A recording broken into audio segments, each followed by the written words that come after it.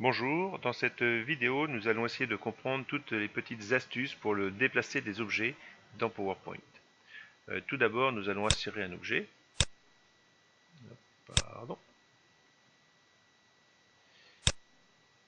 Un objet de type rectangle par exemple. Cet objet, pour le déplacer, et d'une façon très intuitive, nous allons nous mettre dessus, nous allons cliquer dessus, garder le clic de la souris appuyé, et puis venir déposer l'objet où nous voulons. Cette méthode est tout à fait évidente et simple à mettre en œuvre. Nous avons une deuxième technique pour pouvoir déplacer les objets, c'est d'utiliser, une fois l'objet sélectionné, les touches du clavier. Donc, en appuyant sur la flèche de gauche du clavier, je vais déplacer l'objet vers la gauche. La flèche de droite me permet de le déplacer vers la droite. La flèche du bas vers le bas, évidemment. Et la flèche du haut vers le haut. Ce que nous pouvons remarquer, c'est que lors des déplacements, que ce soit à la souris ou que ce soit au clavier, nous avons donc des à-coups. Et la forme ne se déplace pas pixel par pixel, mais se déplace par à-coups. En fait, ce qu'il faut bien comprendre, c'est que derrière, dans la partie invisible pour le moment de PowerPoint, derrière la diapositive, il y a une grille magnétique et l'objet vient se coller magnétiquement sur ces bordures de cette grille. Donc nous allons faire apparaître cette grille. Donc pour faire apparaître la grille, nous allons aller dans Affichage et cliquer ici sur Quadrillage. Et ici, nous voyons bien apparaître la grille avec tous les petits points qui sont tous les points de magnétisme. Donc quand nous déplaçons un objet, il va venir se coller, on va zoomer un petit peu, directement sur la grille. Vous voyez, ici je suis collé sur le point qui est ici. Si je me déplace un cran à gauche, hop, je viens directement me coller sur les points un par un. Pareil vers le haut, tous ces points-là sont des points de magnétisme. Nous pouvons évidemment désactiver ce magnétisme. Pour ce faire, il y a deux façons. On peut désactiver le magnétisme de façon définitive. Nous allons faire un clic droit sur le fond de l'écran, grille et repère, et ici nous pouvons lui demander de ne pas aligner les objets sur la grille. Je valide. Maintenant, mes objets vont se déplacer à l'endroit exact où je veux. Il n'y a plus ce magnétisme. Mais il y a une autre façon de faire qui est très pratique aussi.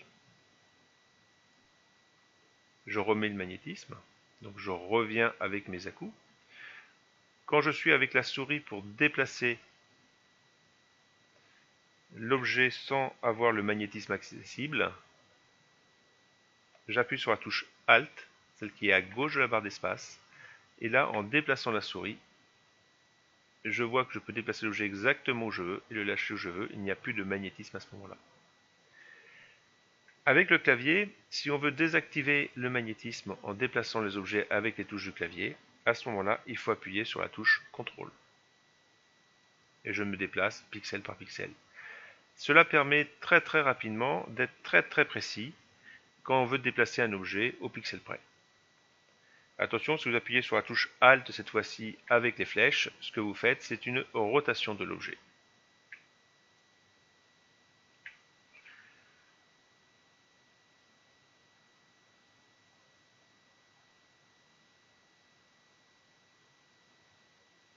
Dans les grilles et repères, je vais actuellement désactiver le magnétisme. Je vais retirer le quadrillage. Je déplace mon objet. Je vais insérer un deuxième objet.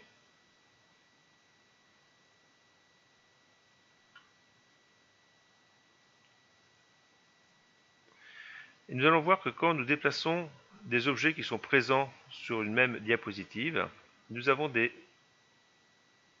des repères entre les objets qui vont apparaître. Vous voyez, quand j'arrive ici, j'ai un trait rouge qui est apparu, qui m'a dit que ma flèche était alignée au niveau du point avec le point bas du carré. Je redéplace, regardez bien, je remonte ma flèche,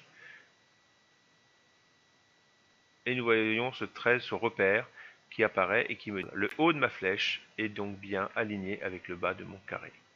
Pareil pour le côté, je déplace ma flèche vers la gauche, hop, et nous avons donc une petite aimantation qui se fait et qui permet donc de déplacer et directement de bien coller précisément les objets entre eux. Alors cela marche pour toutes les bordures d'objets, cela marche aussi pour les centres des objets. Et là, mon carré est centré avec ma flèche. Donc tout cela est relativement intuitif, mais quand même très très pratique. Voilà, je vous remercie pour cette vidéo. Mais avant de vous quitter, on va simplement rappeler comment supprimer un objet de la feuille. Il suffit simplement de cliquer sur l'objet et d'appuyer sur la touche suppression du clavier pour supprimer un objet qui ne vous intéresse plus. À tout moment, vous pouvez revenir en arrière en appuyant sur la flèche de retour arrière. Et voilà pour cette vidéo. À bientôt dans la prochaine vidéo sur les formes de PowerPoint.